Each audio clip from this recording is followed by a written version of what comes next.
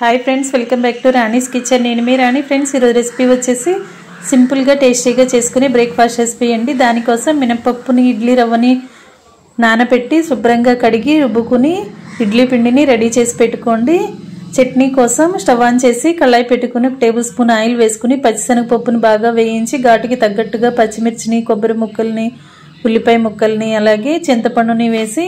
Mixie jar లోకి బాగా grind చేసుకుని చట్నీకి పోపు వేసుకోండి రుబ్బు పెట్టుకున్న పిండిలో కొంచెంగా జీలకర్రని వంట సోడా టేస్ట్కి సరిపడా సాల్ట్ ని వేసుకుని ఇలా నేను చూపించిన విధంగా కళాయిలోకి రొట్టెలాగా వేసుకుని మూత పెట్టుకుని బాగా క్రిస్పీగా ఫ్రై అయిన తర్వాత సర్వ్ చేసుకోండి పూర్తి వీడియోని ఛానల్ కి వెళ్ళి చూసినట్లయితే క్లియర్ గా ఉంటుంది అలాగే రిలేటెడ్ వీడియోలో రెసిపీకి సంబంధించిన లింక్ అనేది ఉంటుంది ఓపెన్ చేసి చూడండి ప్రాసెస్ గాని ఇంగ్రీడియెంట్స్ గాని క్లియర్ గా అర్థమవుతాయి ఛానల్ ని సబ్స్క్రైబ్ చేసుకుని పక్కనే ఉన్న బెల్ బటన్ ని క్లిక్ చేయండి థాంక్స్ ఫర్ వాచింగ్ నేను మీ రాణి।